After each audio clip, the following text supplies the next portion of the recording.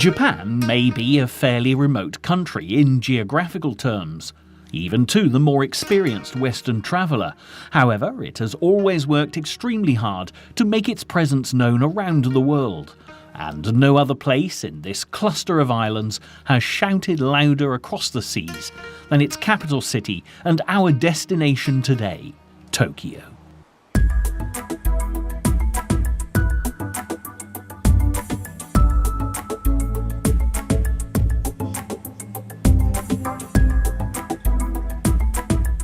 Like so many other capitals, Tokyo had extremely humble beginnings.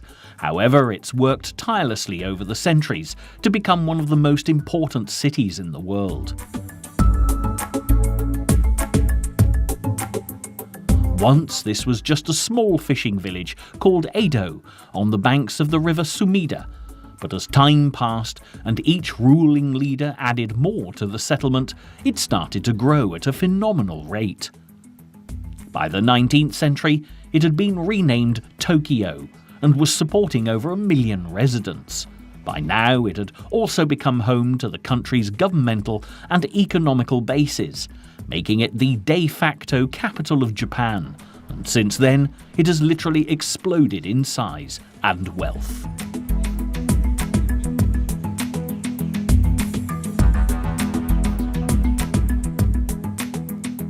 The city is vast, and although central Tokyo has about 12 million residents, surrounding towns and cities have been swallowed to create a sprawling metropolis of over 33 million. This makes Tokyo the most heavily populated city in the world, and it's no surprise that its streets are always full, its economy is still growing, and its boundaries still expanding.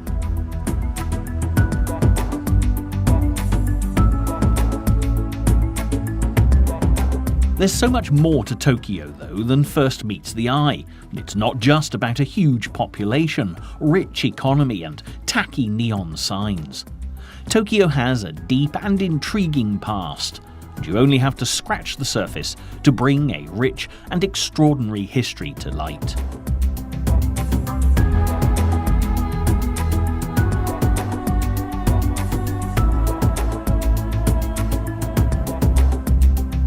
From wealthy business districts and towering skyscrapers to Buddhist shrines and ancient parks, Tokyo has embraced all aspects of life, and you'll find it hard to be bored here. If the bright lights ever become too much, you only need to turn the corner and Tokyo will reinvent itself before your very eyes. As you begin this fascinating adventure, the best advice is to expect the unexpected.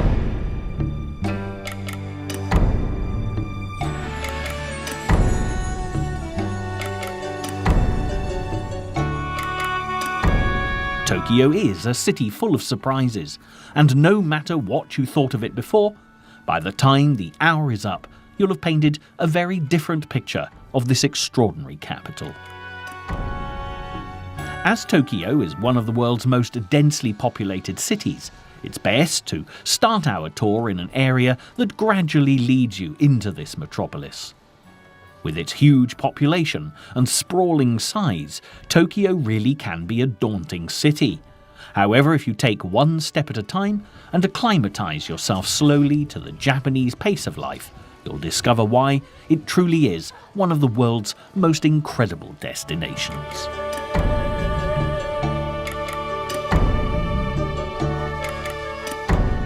Let's head first of all to Ueno Park, and the perfect spot to ease yourself into your tour around the capital. Ueno Park has been a favourite open space with both tourists and locals ever since it was made a public park in 1873. Famous for its cherry blossom in springtime, year upon year attractions are added to this lovely space to tempt people away from the bustling streets of Tokyo and into the more serene atmosphere of the park.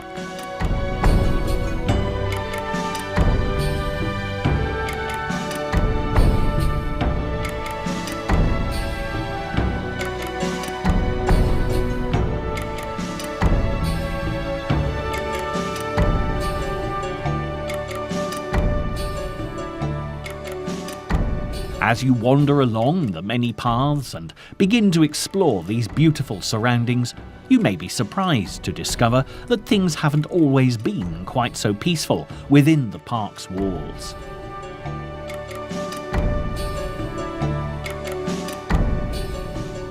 Ueno Hill, as it was once known, is the very spot where the last great battle of Japan was fought in 1868, marking the end of nearly 700 years of rule under the ancient Japanese system of government, the shogunate. Although 2,000 loyalists tried to defend the last of the feudal regimes, the Tokugawa shogunate, from the imposing imperial army, their efforts were in vain, and imperial rule was swiftly reinstated and the loyalists and their temples destroyed.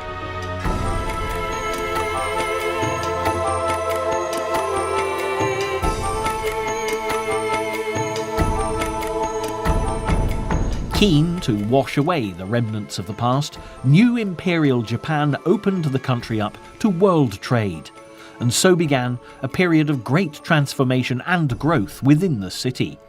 The park you see before you today is evidence of the great changes that have taken place, and because of the power that once resided here, Ueno has become an enduring symbol of how Tokyo has had to reinvent itself in order to expand and prosper.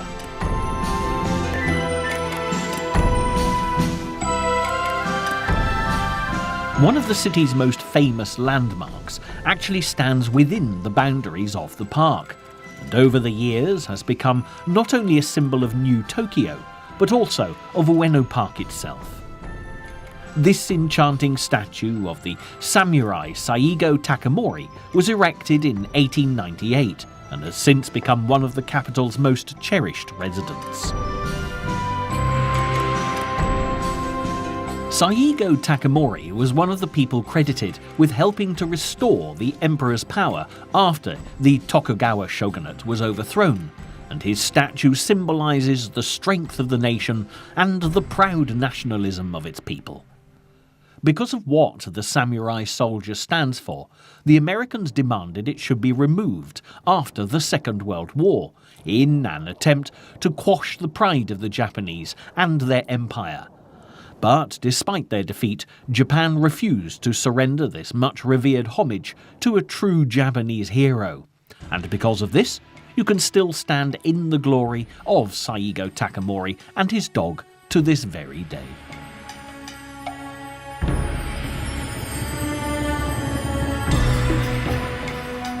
If Saigo Takamori could step down from his plinth and wander around the park, then he'd be extremely impressed with what the Japanese have done with the space. In fact, they've added so much to the park that if you really wanted to, you could easily spend a whole holiday here, as there's just so much to do. One aspect of the park that's very different from parks around the world is that it offers a host of fantastic museums, which are just crying out to be explored. The largest and most important of these has to be the Tokyo National Museum, and there's no missing its imposing facade as you wander around the park. With its gracefully slanting roof and open front, it's extremely iconic of classic Eastern architecture and is a beautiful sight when you first stumble upon it. If you venture through the front doors, the interior is just as stunning, and its huge collection of nearly 90,000 artifacts gives the visitor a great insight into Japanese history.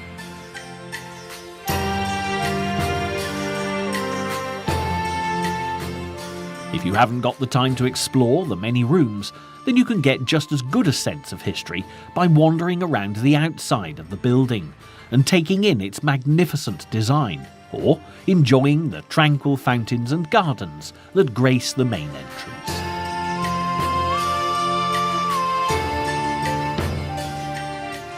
As if this wasn't enough, Ueno Park is also home to two more world-class museums, the National Science Museum and the fabulous National Museum of Modern Art.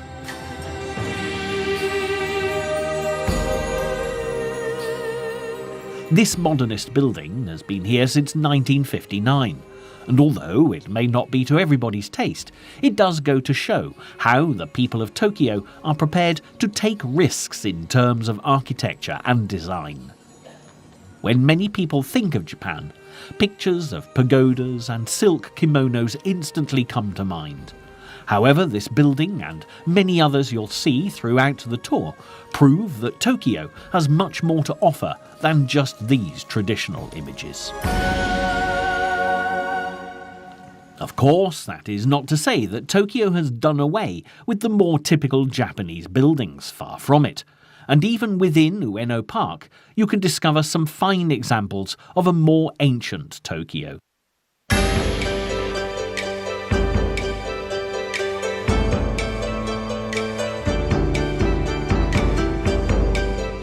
One of the most awe-inspiring is the Toshogu Shrine, which you can find if you walk to the western end of the park. It's pretty hard to put into words the magnificence of this shrine, built for the old Tokugawa shogunate. And it really is best to let the images do the talking for you. The ornate complex of halls and detailed architectural design creates a truly exquisite sight. And as you can see, it really is one of the most perfect examples of traditional Japanese architecture.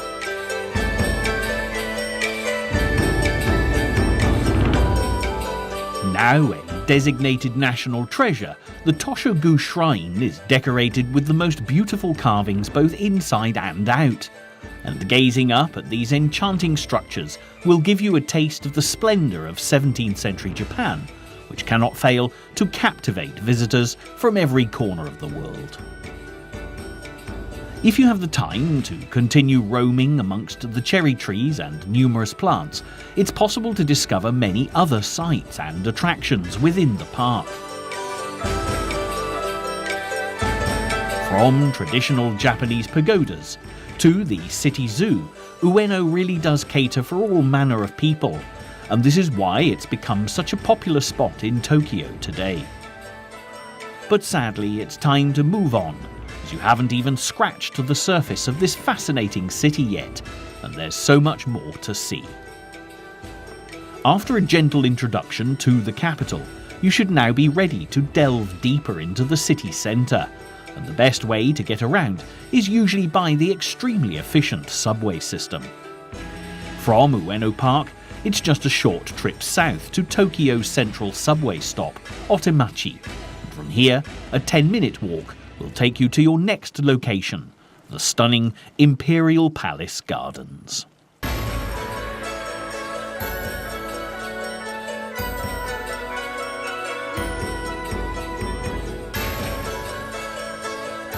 From what you've seen so far, you could be excused for thinking that Tokyo is hardly the buzzing metropolis filled with towering buildings and neon lights you expected. But you'll have a chance to see modern Tokyo in due course. For the time being, a visit to the Imperial Palace Gardens will give you the opportunity to enjoy yet another example of the greener and calmer side of the city. And you'll struggle to find anywhere more tranquil and beautiful than this amongst the sights of the capital.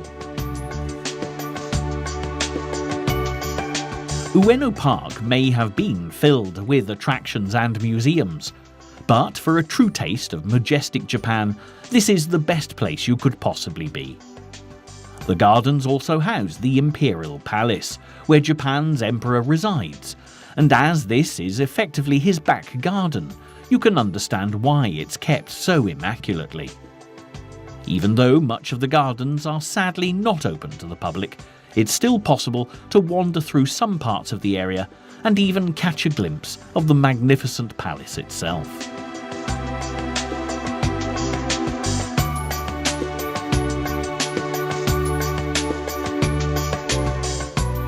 Although the land on which the palace has been built was first used to build Edo Castle for the Tokugawa shogun back in the 16th century, and the emperor's abode may well look as though it's been standing here for hundreds of years, you'll be surprised to find that the structure you can see today has only been here since 1968.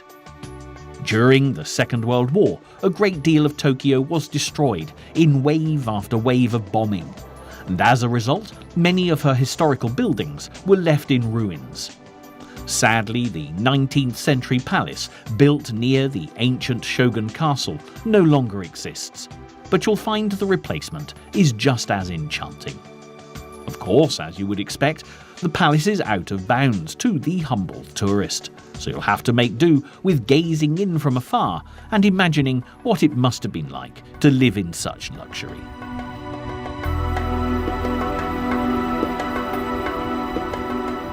One of the most memorable spots to enjoy the regal atmosphere is along one of the elegant bridges that reach effortlessly across from the eastern gardens to the central palace grounds.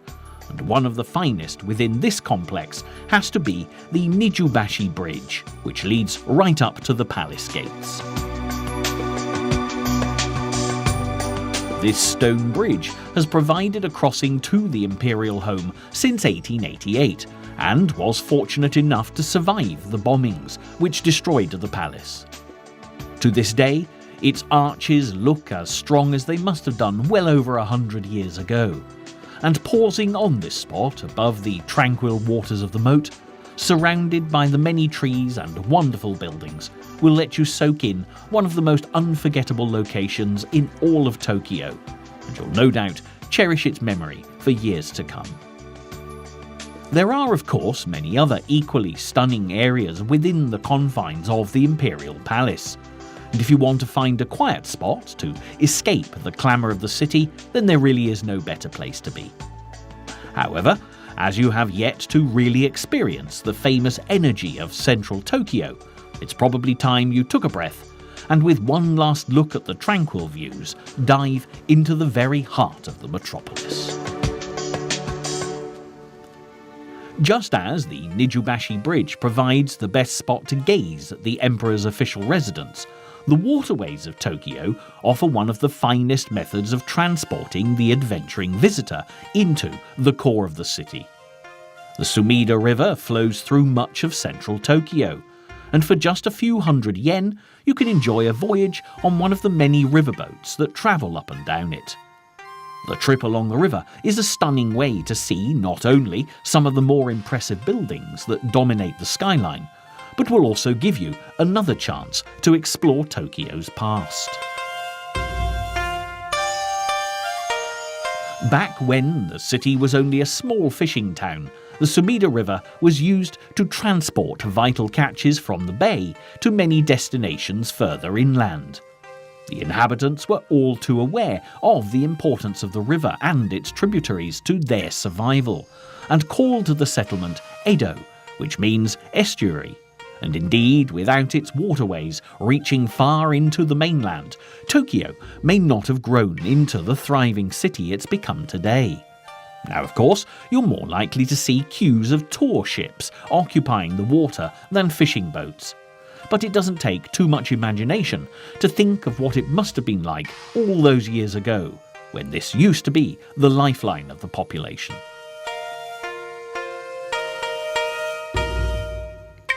One of the best spots to start your tour is near the Hamarikyu Gardens, which is rooted in Tokyo's feudal past.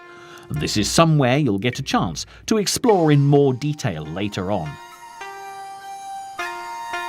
As you take a gentle trip along the estuary, passing through various parts of the older city, you'll find you move through different eras in the blink of an eye, and all of a sudden, as Tokyo's more traditional sights disappear, the magnificent modern skyline finally opens up in a burst of shapes and sizes.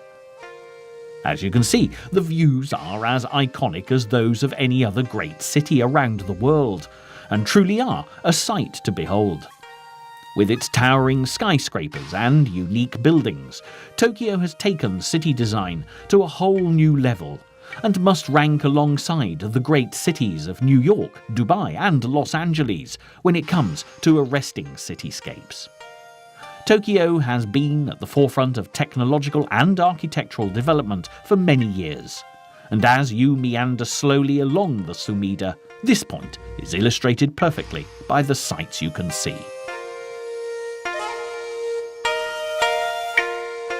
From the green roof of the famous Ryogoku Sumo Stadium to the unusual and striking Asahi Beer building, the Sumida really does offer some of the finest vantage points around the city.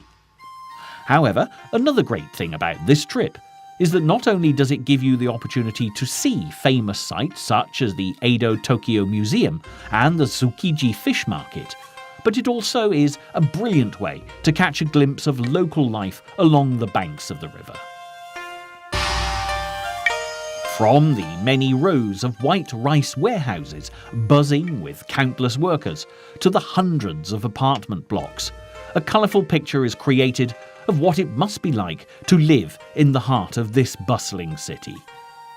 It's warming to see how the locals still live so close to the centre of Tokyo, and this is probably another reason why it has such a vibrant energy that really can't be found in any other destination around the world. With the riverbanks so densely populated, it's no surprise that a great number of bridges span the Sumida, with a total of 13 just along this small central strip. From the huge expanse covered by the Rainbow Suspension Bridge in Tokyo Bay, to the iconic Kachidoki Bridge with its grey metal arches, each structure seems to differ in some way from the next, and they really are worth looking out for. Enjoying such a stunning variety of architectural sites is surely the perfect way to summarise your trip through Tokyo so far, as on every corner something new and memorable is revealed. And as you delve even deeper into the capital's delights, you won't be disappointed, as yet more unique sights and sounds are just waiting to be discovered. The next stop is filled with the clamour of a thriving city, and to say that Tsukiji Market is huge would be an understatement.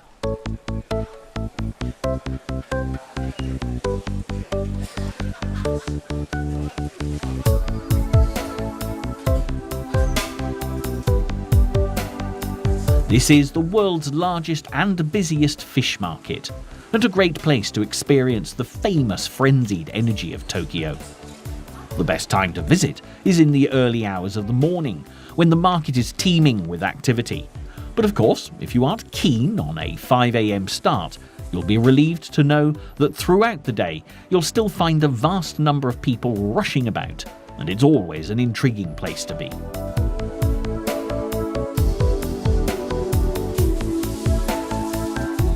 In fact, Tsukiji Market has been a great place to visit for many years, and although it was relocated to this spot after the devastating earthquake of 1923, it actually dates back to the 17th century.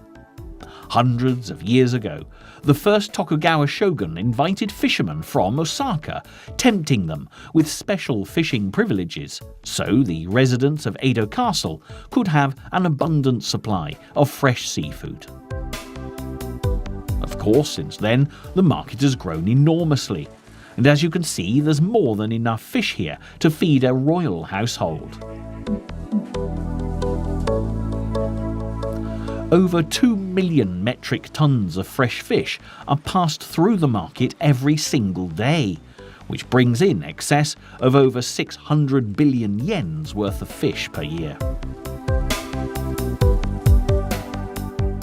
You may work up a bit of an appetite as you explore the market, and if that's the case, you're in the perfect place to sample some of Japan's freshest catches, as the surrounding area is filled with wonderful fish restaurants, guaranteed to give you a delicious taste of Eastern cuisine.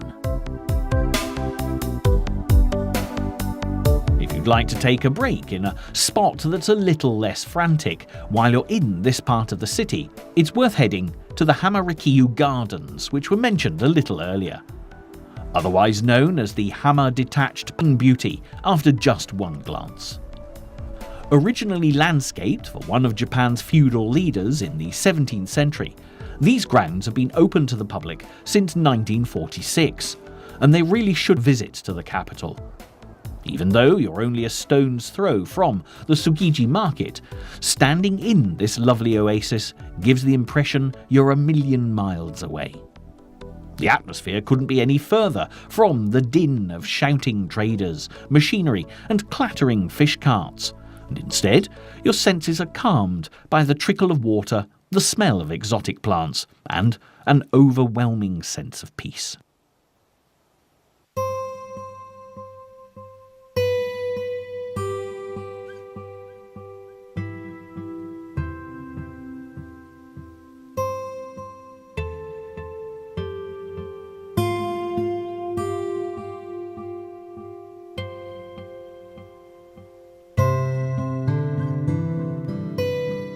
This is a wonderful place to take an afternoon stroll, where you can admire the many species of trees, or even enjoy some traditional entertainment.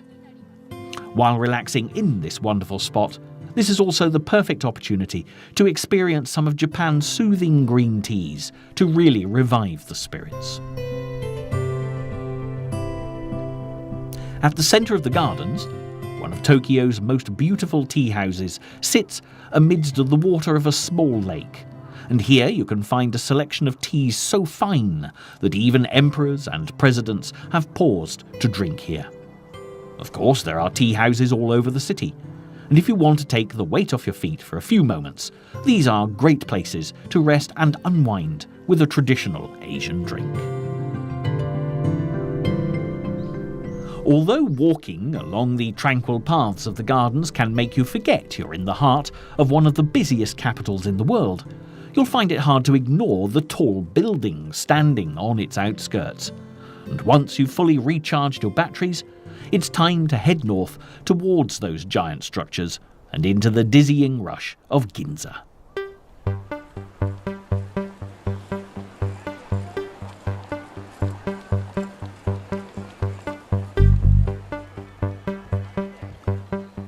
This famous district is surely one of the most representative of the entire city, and will probably seem instantly familiar to you.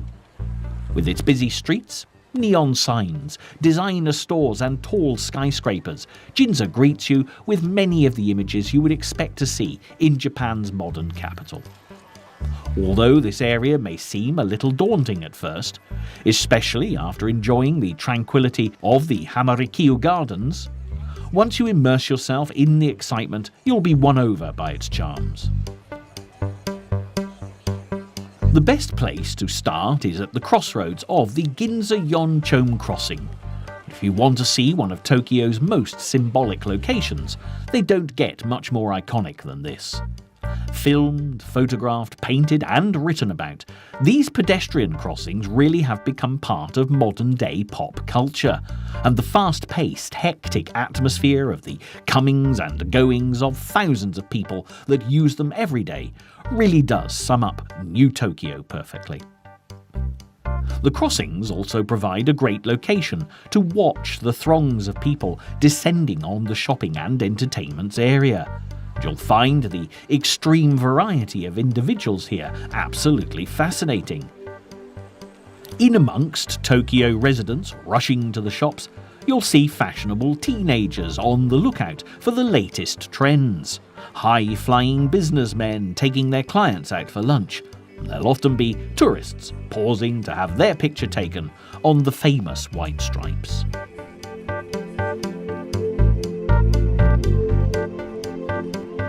As you watch the crowds go by, you may also catch the occasional glimpse of locals wearing face masks. But don't be too alarmed, as this is quite normal for Japan, and from worries about air quality to fears of spreading the common cold, the city's residents will often be found taking this perhaps unusual precaution. Tokyo caters for a huge variety of people, and there's something in Ginza for everyone. In fact, the area attracts such a mix of visitors that the wonderful patchwork of social types bustling through have become almost as interesting to look at as the buildings themselves. Of course, that's not to say that Ginza doesn't have its fair share of memorable buildings and sites to visit, as you only have to look around to see some fabulous structures. For example, take a look at the striking cylindrical Sanai building that sits overlooking the Yonchome Crossing, Its bright lights and flashing billboards signal that you're now far from the older and more traditional Tokyo, and at night when the coloured lights fill the sky, it truly is a marvellous sight. As you can see, the buildings and people in Ginza make this area the heart of stylish Tokyo. However, this isn't a recent phenomenon, as the district has been popular for many years, dating as far back as the 1800s. Much of Tokyo was still built out of wood at this time, and when the area was devastated by fire, the Emperor Meiji decided it would be the first part of Tokyo to be constructed out of the more durable red brick. It was hoped that this would ensure the buildings would survive the fires and earthquakes that had affected the city in the past and would set a trend for the rest of Tokyo. However, this was not to be the success the emperor had hoped. In 1923, the Great Kanto earthquake totally devastated the capital and surrounding towns, and the red brick buildings of Ginza crumbled and fell. By this time, though, the area had become so popular that it was rebuilt, and as you can see, improvement upon improvement has been added ever since. Because of this, no matter how many times you come back to visit, you'll always see something new, and the electrifying energy of its streets and buildings will leave an unforgettable imprint on your memory.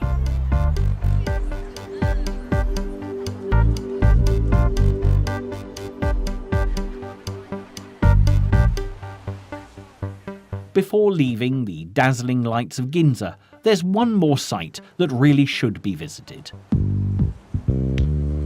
On a corner of the Yeoncheom crossing sits a structure that really looks like it shouldn't be here at all. In fact, the Waco department store looks as though it's been plucked from neo-Renaissance London to grace the streets of modern Tokyo.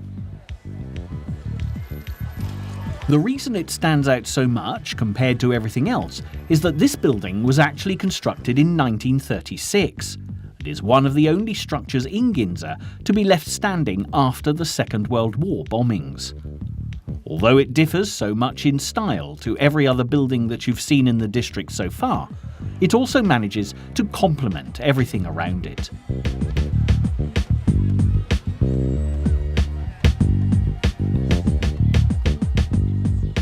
From its decorative clock, perched up on top, to its brilliant white brickwork, it's easy to see why this department store has become such a cherished Tokyo building, and really is the crowning glory of the area. If you've got an hour to spare, it really is worth stepping inside, as the quality of the goods on offer are second to none. But as you'll have plenty of opportunity to enjoy the shops and a whole host of other attractions in the next location, it's now time to move on.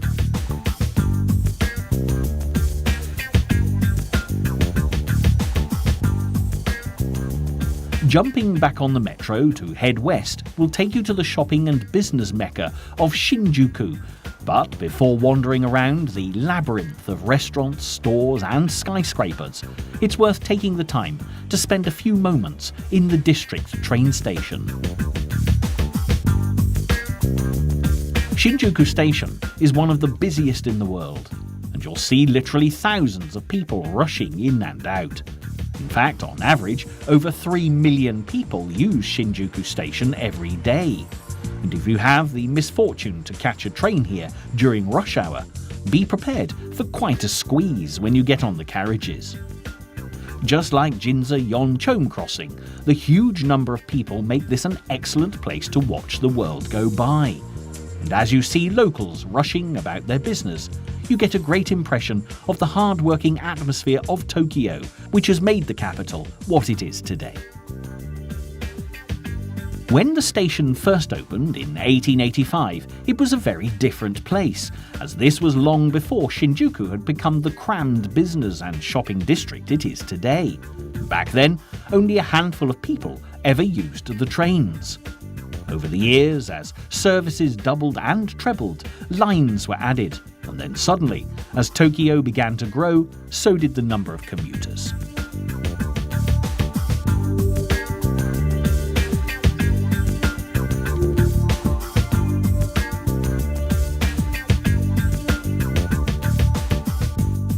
The one line has now increased to over 10, and the number of exits has shot through the roof from just a handful to over 200. The amount of commuters using the station may seem a little dizzying, but when you wander around the vast area of Shinjuku, it's easy to see why so many people have to come here every single day. Everyone descends on Shinjuku for a different reason, and taking a left or right turn when you leave the station will lead you to two very contrasting districts. To the west, Tokyo's most impressive skyscrapers loom above bustling business districts. Whereas to the east, you'll find plenty of shops and entertainment.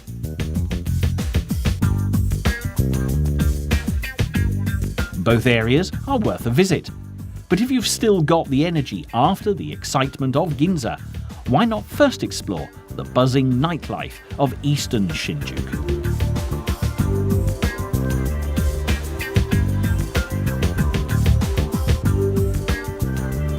The best way to venture through this area is by simply wandering around with no real directional plan. There's so much here for the senses to take in that it's great just to meander along the streets and see what you encounter by chance.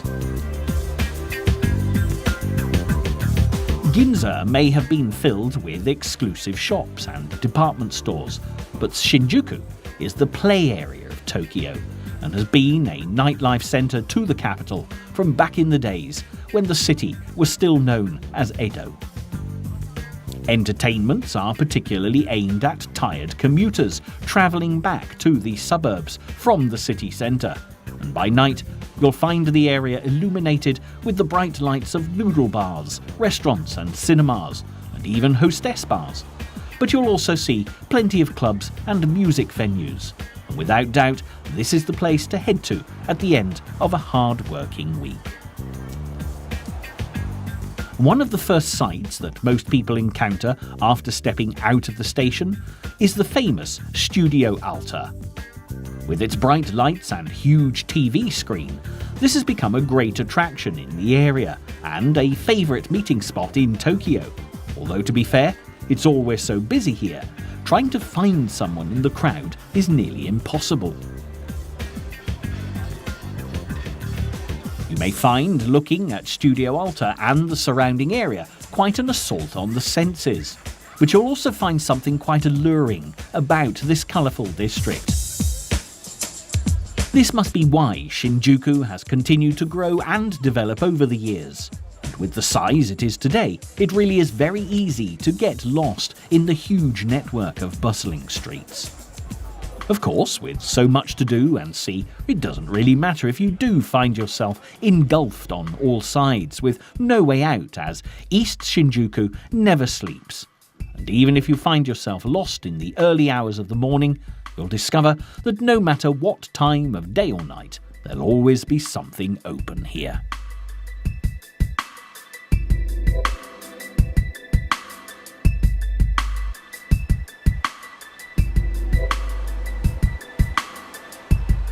On this occasion, you should be safe from the dangers of straying too far, and as time is pressing, the best option now is to head back towards the train station to begin exploring West Shinjuku.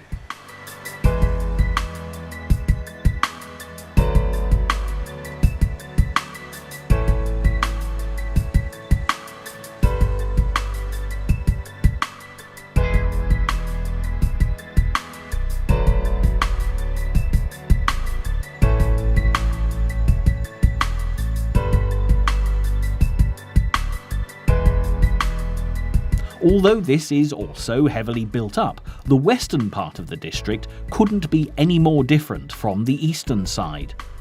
The chaotic atmosphere, bright lights and colourful crowds are gone, and a very different mood is apparent in the wide and more sombre streets.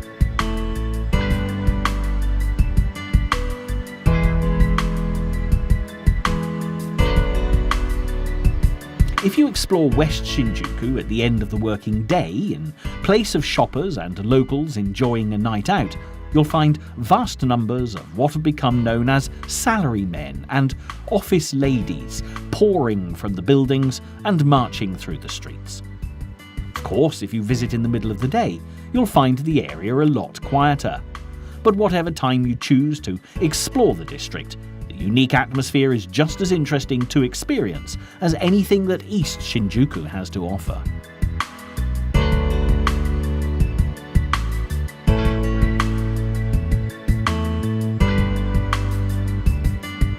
In any other business quarter around the world, there wouldn't really be anything to write home about. You'd probably skip over such areas. But in Tokyo, as you can see, even the business world is an extraordinary experience. Originally, this area used to be a huge water-filled reservoir. Although, as you can see, things are far different now, and everywhere you look, there are colossal skyscrapers reaching high into the clouds. One of the most impressive of these surely has to be the one which goes by the name of the Tokyo Metropolitan Government Building. Completed in 1990, the towers are an impressive 296 metres high, and this is currently the fourth highest building in all of Japan. It's not just the height that's impressive though. The design by top Japanese architect Tanga Kenzo has created something very distinct from the average skyscraper.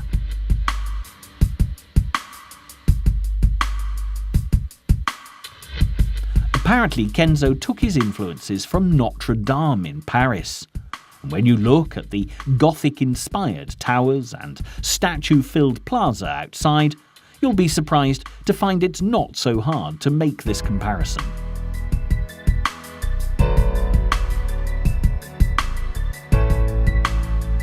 The magnificent structure truly is one of Tokyo's top architectural delights and merits a few moments of anyone's time, especially after the staggering $1 billion that was spent building it.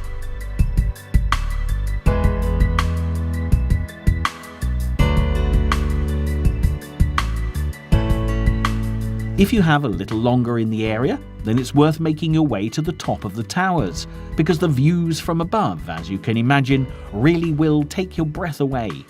And if you're very lucky, on a clear day, you can even see Mount Fuji in the distance.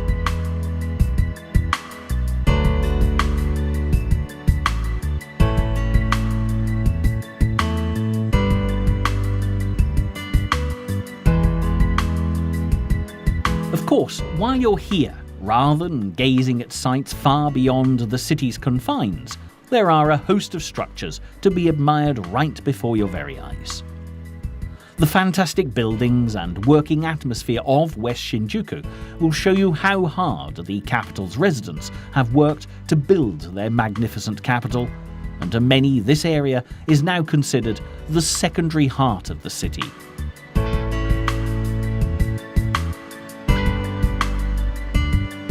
Gazing up at the immense height of the towering structures that fill the streets may make you wonder how vulnerable they might be in the event of a quake. However, the Japanese have always been one step ahead in terms of technology. Many of the modern buildings you can see today are built with special defences and shock absorbers. This is sure to come as a relief, as it would be a travesty if such wonderful creations were ever lost. Achieving such heights with marvellous towers is not a new phenomenon to the country, however, only to be associated with modern Tokyo, as you'll find reaching for the sky has been a popular trait of Japanese architecture for many centuries.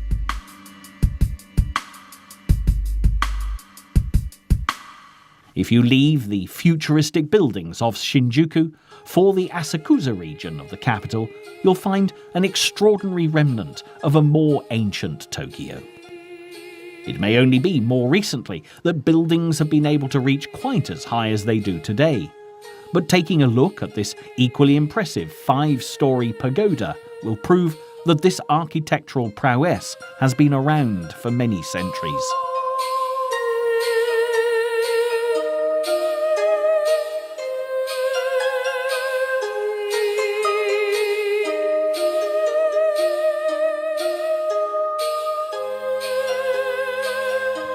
Situated inside the historical Sensoji temple near the banks of the Sumida, this pagoda is a marvel of design and engineering.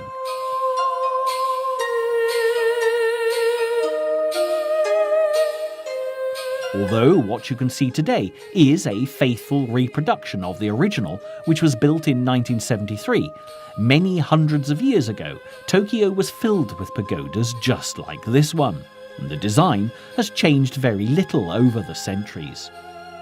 The Japanese have a great tradition of building religious temples to house sacred relics and scriptures, and this particular pagoda, along with the rest of the Sensoji temple, really is one of Tokyo's finest.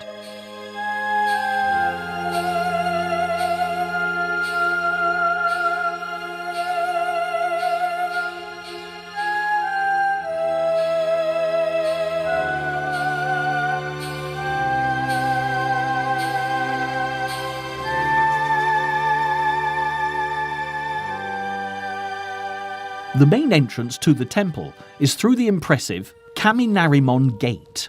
Just like the pagoda, this was also rebuilt relatively recently, though some of the original structure still remains. Despite giving the impression it has welcomed worshippers to Sensoji Temple for hundreds of years, this replica gate has only been standing here since 1960. The original was sadly destroyed in the Second World War, but as this was such an important site, it was rebuilt as soon as funds allowed.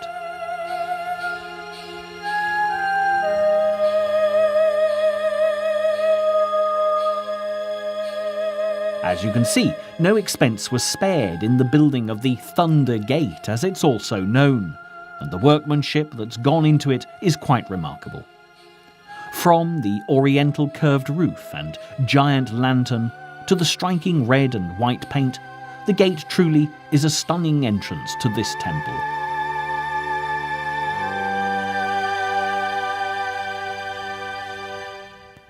If you look on the left and right-hand side of the gate, you can also see the two gods that protect both the gate and the temple inside.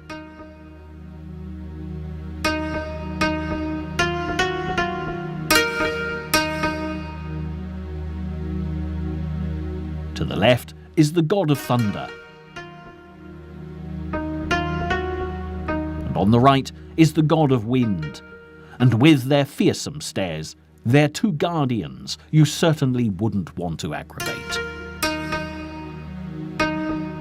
If you dare to venture past, you'll find yourself walking along a lane bursting with traditional wares and filled with shoppers and tourists jostling beneath the handmade cherry blossom.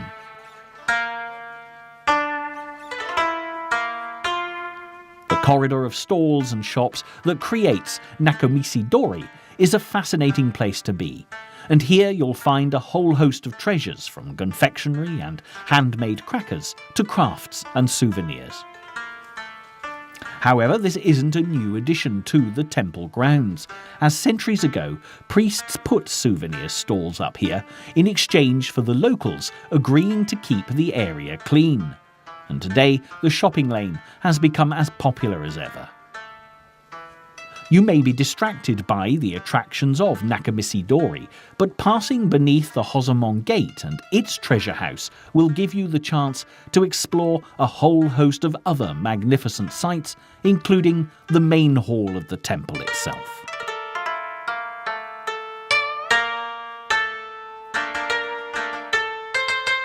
Although damaged by war, the original temple dates all the way back to 628 AD, when two fishermen are said to have fished a small gold statue of the Buddhist goddess of mercy from the Sumida River.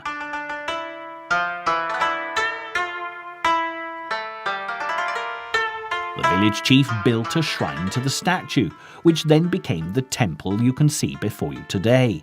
And although this and many of the surrounding structures are fairly new, this doesn't at all detract from Sensoji Temple being one of the most memorable sights in Tokyo.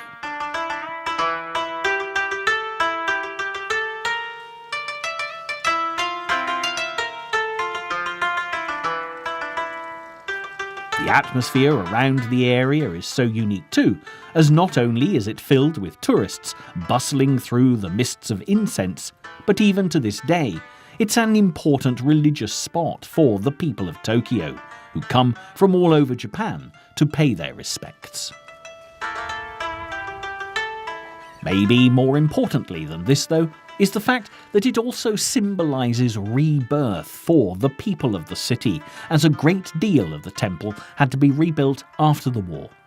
And it has a special place in the hearts of the locals, who see it not only as a temple for the gods, but also a temple for peace in Japan.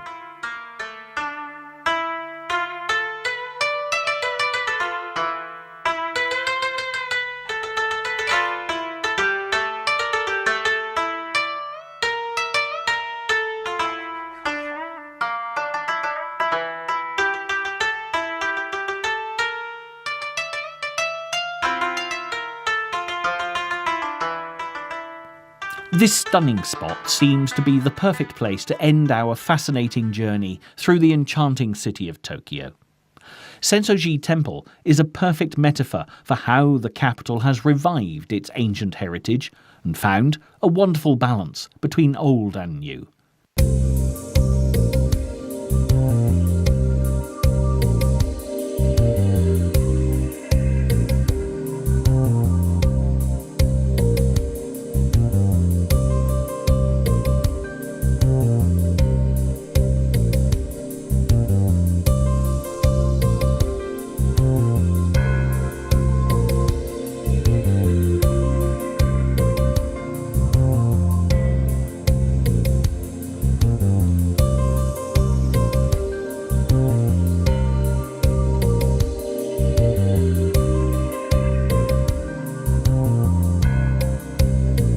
People of Tokyo are not ones to dwell on the past, but they've worked hard not to forget it. And there are not many cities around the world that achieve this balance so well.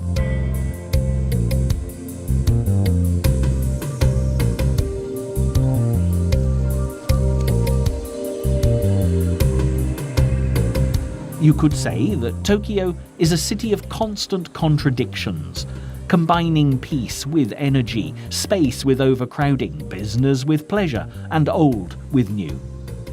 It is one of the only capitals in the world that can honestly offer something for everyone. And from the urgent rhythms of its consumer culture to the wonderful calm of its greener havens, you'll find exploring this glittering metropolis a truly unforgettable experience.